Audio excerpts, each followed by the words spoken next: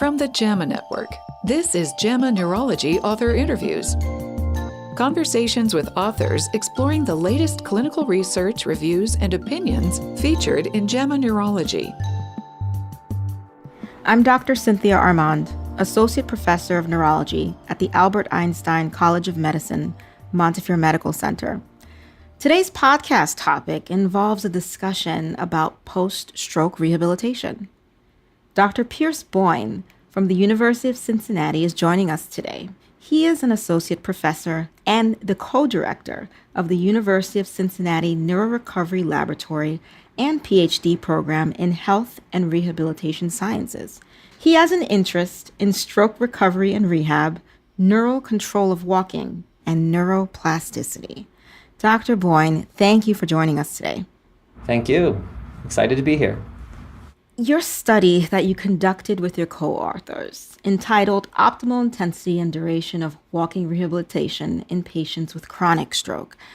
It's a randomized clinical trial, and my question to you is, stroke is a multidisciplinary care, and I want to understand, after the neurologist treats and is seeing our patients, making sure they're stable and they're ready to be out in the world, what are the building blocks and foundations of stroke rehabilitation? How do you decide what needs to be done, and what are the components of a great rehabilitation program? What we know from current evidence is that the best way to get better at some task that you want to do better is to actually practice that task really specifically and practice it over and over again at a sufficient intensity to change the systems that are kind of limiting performance of that task for that individual.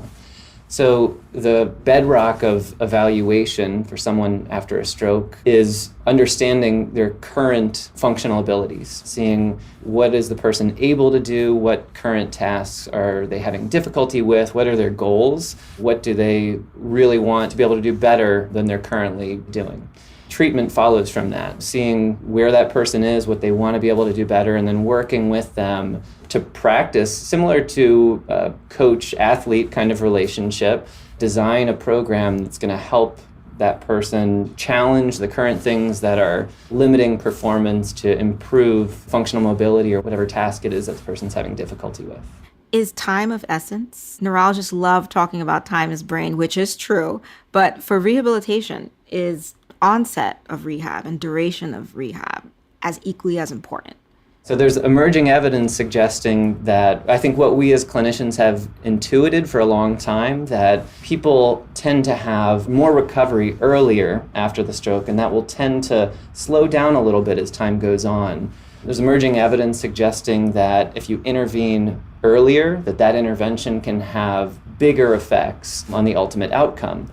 However, there's a pretty long-standing myth that I think still persists sometimes today, that recovery stops in the chronic phase of stroke, or once you've gotten to 3 or 6 months out, that you can no longer make gains. And we've seen convincingly now through many studies that that's not true, that you can continue to make improvements in function years after stroke in meaningful ways if you practice specifically and intensely and repetitively enough. So that's, I think, really promising and hopeful that recovery doesn't ever stop if you keep working at it.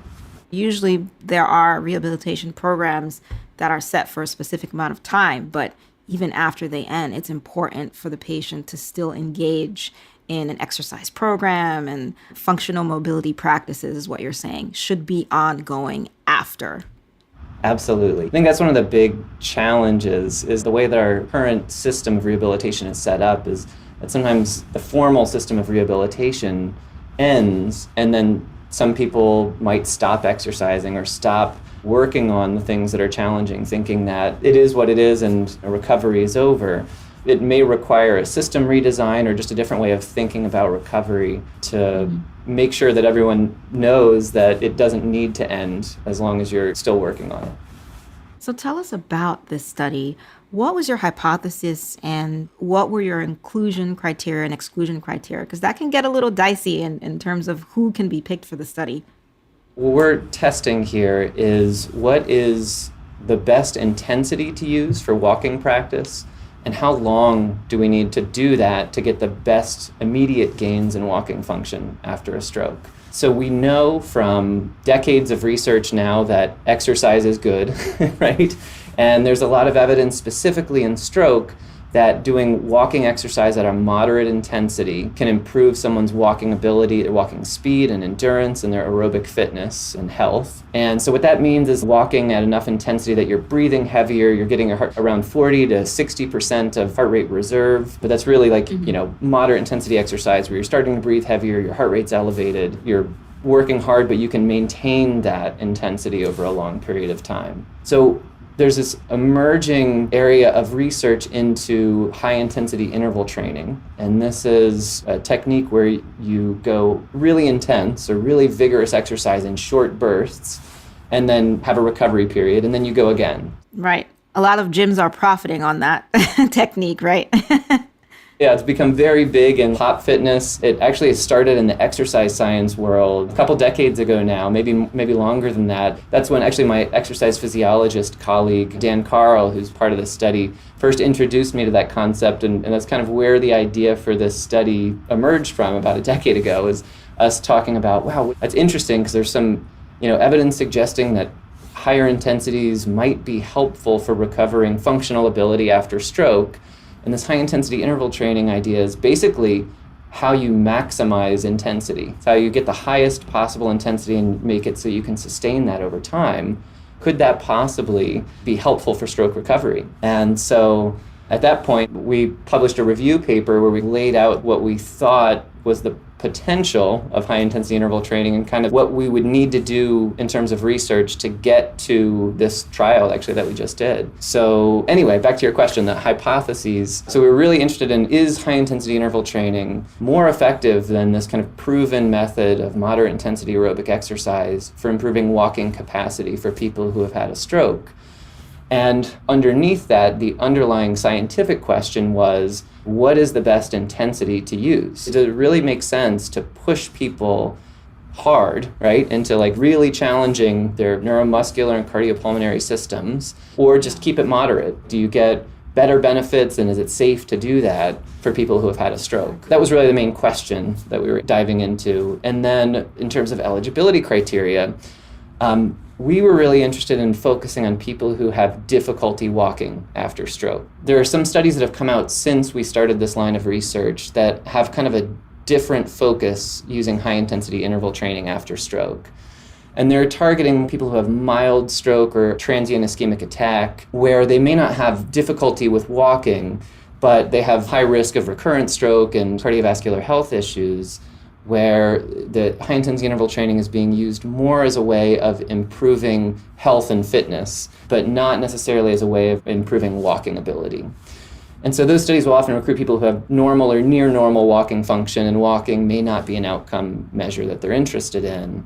So for us, we were really interested in generating evidence and guiding clinical rehabilitation practice, where most people that are going into rehab after stroke have some difficulty with walking, some limitation in their walking speed and endurance, and so we specifically targeted that group of people. We tried not to restrict eligibility criteria too much beyond that, other than just ruling out things that would cause limitations in someone's ability to improve at that moment in time when they show up to us. Like they had really, really severe spasticity or severe pain that was limiting how much they could walk. Things that we thought would not benefit, or the person wouldn't be safe or wouldn't have the potential to benefit from this type of training. So tell us a little bit about your results. This is pretty exciting because I also want to know how we can incorporate this to the bedside and in referring patients for rehab. Basically what we found is that the vigorous intensity training elicited significantly greater improvement in walking capacity than moderate intensity training after 8 and 12 weeks of the intervention. The groups were pretty similar after 4 weeks and then really broke apart at that 8 and 12 week time point.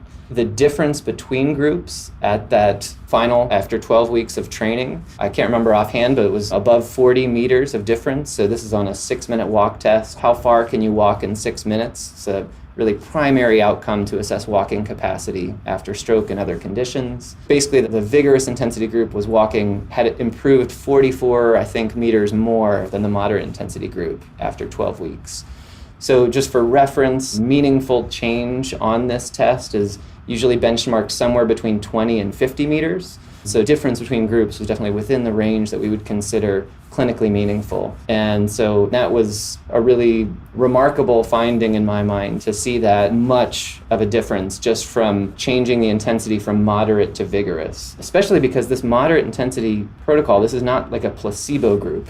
This is like the active best practice current recommendation for improving walking capacity after stroke. And what we're seeing is that this newer method, it appears to be meaningfully better than what's currently the best practice. That was really, I think, an exciting finding to see. No, that's excellent. Can you hypothesize why the change was found at 8 and 12 versus 4? I mean, more time is needed, I guess, aside from that? So the second aim of this study was really to understand what is the optimal duration. Do the gains stop after 4 weeks and kind of plateau, or do you keep improving over time? Because all of our previous studies, all the preliminary studies leading up to this, had only been 4 weeks long. And that was based primarily on the exercise science. Like, one of the big benefits of HIIT, the high intensity interval training, is that it seems like it can give big gains in fitness and performance in a short amount of time. And so that's kind of where we started with this line of research, is can we get big gains in performance very quickly? But what we didn't know is, if you kept going, would the improvements keep going too? And so what we learned from this study is that the answer is yes. Improvements continue to accumulate across all time points and didn't plateau even at 12 weeks. And so the HIIT group significantly improved walking capacity at 4 weeks. So it did have that immediate effect, but it wasn't quite statistically significant at that point. I suspect if we had in a larger sample size, we might start to see that difference earlier, but the gains just continued to accumulate over time, and the gap between the groups also widened over time. What about post-stroke fatigue? Is that something that can play a role here? Can you tell us a bit about that, what it is and how it can contribute? So post-stroke fatigue is really not very well understood. There's a lot of ongoing research into it. Two possible mechanisms of post-stroke fatigue, I think, are widely thought about. So one is just typical fatigue from daily activities that tends to be worse when someone has lower levels of cardiovascular fitness. And particularly after stroke, one of the big issues is that people tend to be very deconditioned before stroke, during stroke recovery, and then in the chronic stage. And then at the same time, it takes more energy to do the same mobility tasks after stroke than it did before, because movements tend to be more inefficient, more energy costly. And so it's just kind of an energy balance issue that, you have less energy if you're deconditioned. If it takes more energy to do tasks, you're kind of just working at your energy limit potentially all day long. So that's one thought about contributors to post-stroke fatigue. And then the other is more of a neurologic phenomenon that I think is still being studied right now. It seems that there may be some effect of, just the loss of neural architecture from the stroke and decreased neural network activity that could itself lead to some neurologic types of fatigue. So I suspect that both of those are at play when you're assessing fatigue after stroke, and we're still kind of trying to differentiate out which one might be contributing more or less in any given individual. This is a fascinating study, and what's next?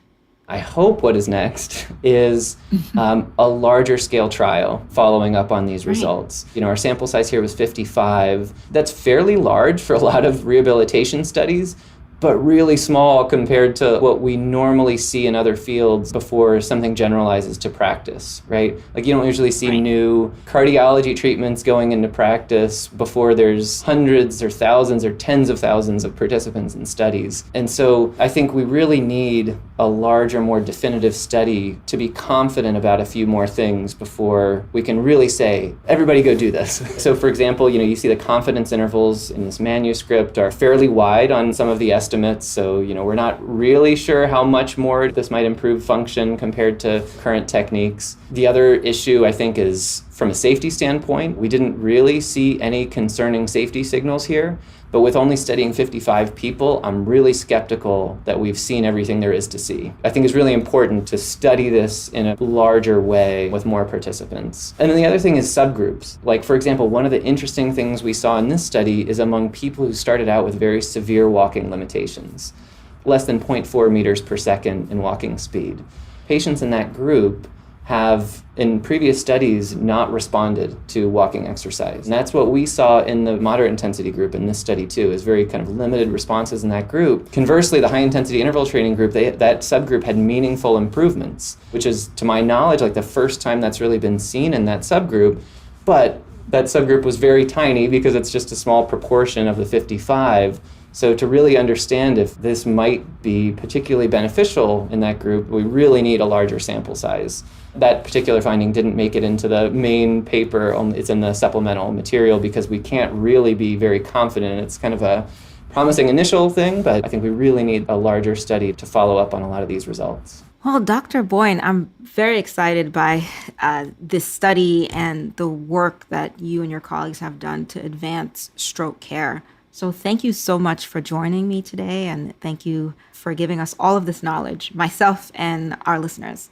Thank you so much, Dr. Armand. And I also just want to thank all of the participants that took part in this study that gave a lot of their time to come in for all of these visits in this long trial, and really thank all of the other study team members. It's a very large team of people led by me at the University of Cincinnati, Dr. Sandra Billinger at the University of Kansas Medical Center, Dr. Darcy Reisman at the University of Delaware, and the large team of people working at each of those sites. It's really just been a remarkable experience to collaborate with such a great team. This episode was produced by Shelley Steffens at the JAMA Network. The audio team here also includes Daniel Morrow, Lisa Harden, Audrey Foreman, Marilyn Ferkaluk, Hannah Park, and Dr. Linda Brubaker. To follow this and other JAMA Network podcasts, please visit us online at jamanetworkaudio.com. This is Dr. Cynthia Armand. Thanks for listening.